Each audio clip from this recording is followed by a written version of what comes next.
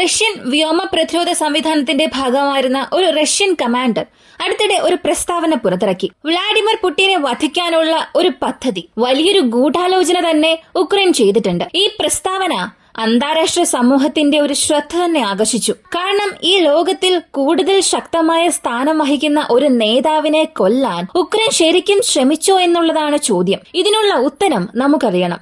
കൂടാതെ ഇതിനു മുൻപ് ഇങ്ങനെയുള്ള ശ്രമങ്ങൾ എന്തെങ്കിലും നടന്നിട്ടുണ്ടോ? എല്ലാം ഈ വീഡിയോയിലൂടെ വിശദമായി അറിയാം.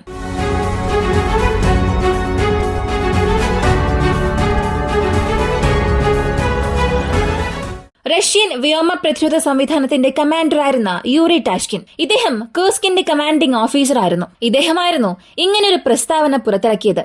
May 20 Russian president Vladimir Putin Kursk സന്ദർശിച്ചിരുന്നു. യുദ്ധകളത്തിൽ എന്തൊക്കെ മാറ്റങ്ങൾ സംഭവിച്ചു, കേഴ്സ്ക് തിരിച്ചു പിടിച്ചതിനു ശേഷം ഏത് തരത്തിലുള്ള പുരോഗതിയാണ് റഷ്യ കൈവരിച്ചത്, കേഴ്സ്ക് ന്യൂക്ലിയർ പവർ പ്ലാന്റ് 2 എന്ന ഒരു പ്രോജക്ട് പോകുന്നുണ്ട്. രണ്ടാമത്തെ ആണവ നിലയം സൃഷ്ടിക്കേണ്ട ഒരു പ്രോജക്റ്റാണിത്. അതിനുള്ള ശ്രമങ്ങൾ ഏതുവരെ എത്തി? ഇക്കാര്യങ്ങളെല്ലാം ശ്രദ്ധിക്കാൻ റഷ്യൻ പ്രസിഡന്റ് അവിടെ വന്നിട്ടുണ്ടായിരുന്നു. ഇത് ഔദ്യോഗികമായി ക്രെംലിൻ തന്നെ സ്ഥിരീകരിച്ചതാണ്. അങ്ങനെ പുടിൻ തന്റെ സന്ദർശനം കഴിഞ്ഞ് മടങ്ങുമ്പോൾ പുടിന്റെ ഹെലികോപ്റ്ററിനെ ലക്ഷ്യം വെച്ച് ആ ഒരു റീജിയണിൽ പുടിൻ ഉണ്ട് എന്ന് മനസ്സിലാക്കി ആ സ്ഥലം നോക്കി ഉക്രൈൻ അവരുടെ സ്വാം ഡ്രോൺസ് അയച്ചിട്ടുണ്ട്. കൂടാതെ തുർക്കി വികസിപ്പിച്ചെടുത്ത TB2 ബൈറത്ത ഡ്രോൺസിനെയും അവർ അയച്ചു. ചുരുക്കത്തിൽ വ്ളാഡിമിർ പുടിൻ ആ ഒരു പ്രദേശത്ത് എത്താൻ ഉപയോഗിച്ചിരുന്ന Mi-17 ഹെലികോപ്റ്ററിന് ചുറ്റും ഒരു സ്വാം ഡ്രോൺ കൂട്ടം തന്നെ ഉണ്ടായിരുന്നു. ഭാഗ്യവശാൽ റഷ്യയുടെ വ്യോമ പ്രതിരോധ സംവിധാനം വേഗത്തിൽ പ്രതികരിക്കുകയും പുടിൻ സുരക്ഷിതമായി മടങ്ങുകയും ചെയ്തു. ഇങ്ങനൊരു കാര്യമായിരുന്നു പറഞ്ഞത്. ഈ പ്രസ്താവനയുടെ ഗൗരവം നിങ്ങൾക്കിപ്പോ മനസ്സിലായിട്ടുണ്ടാകും. പക്ഷേ ഇത് വിശ്വസനീയമാണോ എന്നുള്ളതാണ് മനസ്സിലാക്കേണ്ടത്.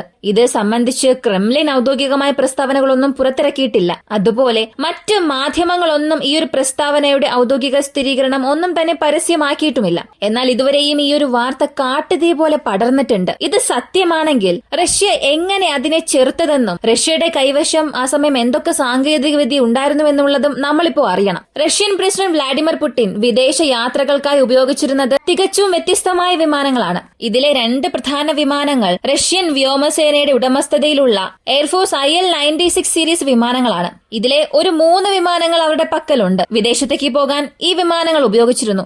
കൂടാതെ സുഖോയുടെ ഉടമസ്ഥതയിലുള്ള ഒരു സൂപ്പർ സുഖോയ് 100 എന്ന വിമാനവും ഉണ്ട്.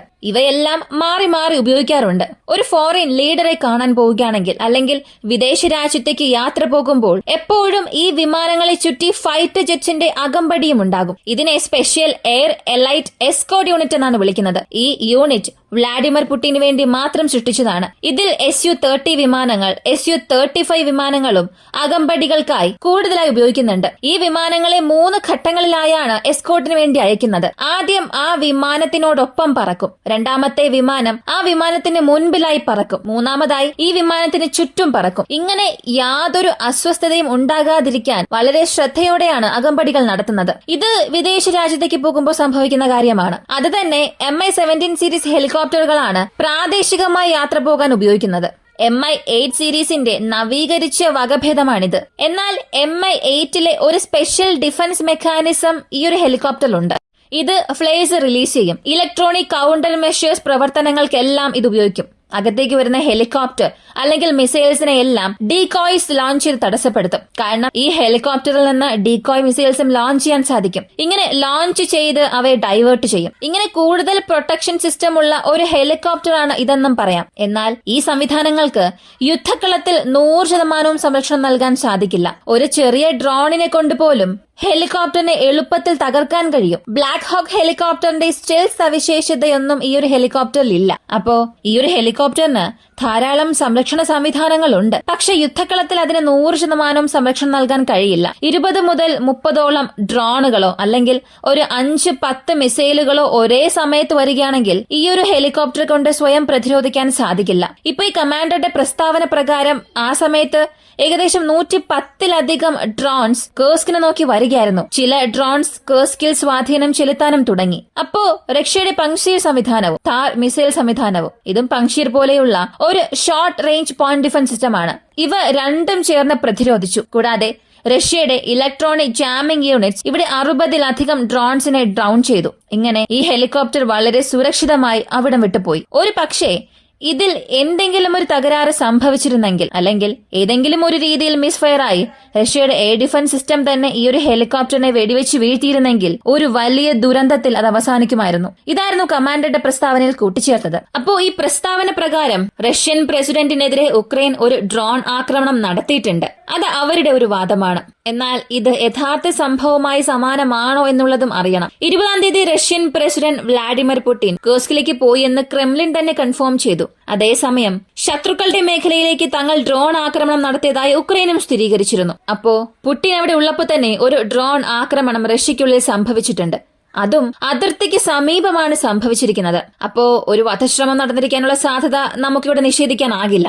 ഇതിന് പ്രതികാരം ചെയ്യേണ്ടതും അപ്പോ അത്യാവശ്യമാണല്ലോ. അല്ലെങ്കിൽ ഇതിനൊരു മറുപടി നൽകണം. അതുപോലെ ഒരു 4 ദിവസത്തിൽ ഞായറാഴ്ച ബിഗ്ഗസ്റ്റ് എവർ ഡ്രോൺ അറ്റാക്ക് നടന്നു. 2022 റഷ്യ ഉക്രൈൻ ആരംഭിച്ചതിനു ശേഷം 4 ദിവസത്തിനുള്ളിൽ 360-ലധികം ഡ്രോൺസും 50-ലധികം ക്രൂയിസ് മിസൈലുകളും ഉക്രൈൻ തലസ്ഥാനത്തെയും ഉക്രൈന്റെ മറ്റു ഭാഗങ്ങളിലേക്കും വിക്ഷേപിച്ചു. അപ്പോ ഈ 2 കാരണങ്ങളും പരസ്പരം മാച്ച് ആകുന്നുണ്ട്. പുടിനെതിരെ ഇങ്ങനെ ഏതെങ്കിലും ഒരു സംഭവം ചെയ്താൽ അതിനെതിരെ ഞങ്ങളെ കൊണ്ട് ഇങ്ങനെയും റിയാക്ട് ചെയ്യാൻ കഴിയുമെന്ന രീതിയിൽ റഷ്യ അവരുടെ ഒരു റിവെഞ്ച് അറ്റാക്ക് ഇത് ചെയ്തിട്ടുണ്ട്.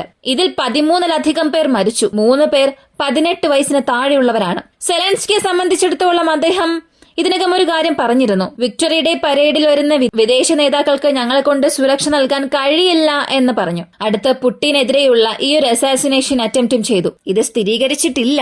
ഒരു പക്ഷേ ഇത് സ്ഥിരീകരിക്കുകയാണെങ്കിൽ ഇതൊരു വലിയ പ്രത്യാഘാതം തന്നെ ഉക്രൈനെ സൃഷ്ടിക്കും. അത്രത്തോളം ഉക്രൈൻ ഇത് ചെയ്തിട്ടുണ്ട്. ഇതിനു മുൻപ് 6 തവണ റഷ്യൻ പ്രസിഡന്റ് വ്ളാഡിമിർ പുടിനെതിരെ വധശ്രമം നടന്നിട്ടുണ്ട്. ഒന്ന് ബ്ലാക്ക് സീ തീരത്തിനടുത്ത് വെച്ച് റഷ്യൻ പ്രസിഡന്റ് വ്ളാഡിമിർ പുടിനെതിരെ ഒരു വധശ്രമം നടത്തി. അന്ന് അത് റഷ്യയും ഉക്രൈന്റെ ഇന്റലിജൻസ് ഓഫീസേഴ്സും ചേർന്നാണ് തടഞ്ഞത്. മറ്റൊന്ന് ക്രെംലിനിലേക്ക് പോകുമ്പോൾ ഇടയിൽ റോഡിന് നടുവിൽ 40 കിലോ എക്സ്പ്ലോസീവ്സ് വെച്ച് പൊട്ടിത്തെറിപ്പിച്ചു. അങ്ങനെയും ഒരു ശ്രമം നടന്നു. 2002 മുതൽ 2025 വരെയും പുടിനെതിരെ 7 വധശ്രമം നടന്നിട്ടുണ്ട്. എന്നാൽ ഇവയൊന്നും വിജയിച്ചിട്ടുമില്ല. FSBയുടെ ഇന്റലിജൻസ് വിവരങ്ങൾ ഇതിനെ ഒരു വശത്ത് സഹായിച്ചിട്ടുണ്ട്. സാങ്കേതിക ഭാഗം എന്നതും മറുവശത്തുണ്ട്. അപ്പോ പുടിനെതിരെയുള്ള വധശ്രമങ്ങൾ ഉക്രൈൻ വിജയിച്ചാലും അത് ഉക്രൈന് ഒരു വലിയ മുൻകൈ നൽകില്ല. കാരണം സുപ്രീം ലീഡറുടെ പതനം സംഭവിച്ചാൽ റഷ്യ ആണവായുധം ഉപയോഗിക്കാൻ മടിക്കില്ല. റഷ്യയുടെ പുതുക്കിയ ആണവ സിദ്ധാന്തത്തിൽ ഇത് പരാമർശിക്കപ്പെട്ടിട്ടുണ്ട്.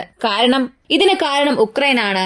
റഷ്യയുടെ സുപ്രീം കമാൻഡറെ ഉക്രൈൻ നിർവീര്യമാക്കിയെന്ന് സ്ഥിരീകരിച്ചാൽ അടുത്ത ഏതാനും മിനിറ്റുകൾക്കുള്ളിൽ തന്നെ റഷ്യയ്ക്ക് തിരിച്ചടി നൽകാൻ കഴിയും. അതുകൊണ്ട് ഇങ്ങനൊരു സംഭവം സത്യമാകാൻ പാടില്ല എന്ന് നമുക്ക് വിശ്വസിക്കാം. ഒരുപക്ഷെ സത്യമാണെങ്കിൽ റഷ്യയുടെ ആക്രമണം വളരെ ധീരമായിരിക്കും. എന്നാൽ സമീപകാല പ്രസ്താവനകളും സംഭവങ്ങളും പരിശോധിക്കുമ്പോൾ ഉക്രൈൻ ഇത് ചെയ്തിട്ടുണ്ടാകും എന്നുള്ളതാണ് നമുക്ക് അറിയാൻ കഴിയുന്നത്. ഇതിനെക്കുറിച്ചുള്ള നിങ്ങളുടെ അഭിപ്രായം എന്താണ്? ഇങ്ങനൊരു വധശ്രമം നടന്നിട്ടുണ്ടെങ്കിൽ ഉക്രൈന് റഷ്യയുടെ മറുപടി എന്തായിരിക്കും? നിങ്ങളുടെ അഭിപ്രായം കമന്റിൽ പറയുക. കൂടുതൽ അപ്ഡേറ്റ്സിനായി വോയിസ് ഓഫ് ഇന്ത്യ എന്ന നമ്മുടെ ചാനൽ സബ്സ്ക്രൈബ് ചെയ്യുക. മറ്റൊരു വീഡിയോയുമായി വീണ്ടും കാണാം.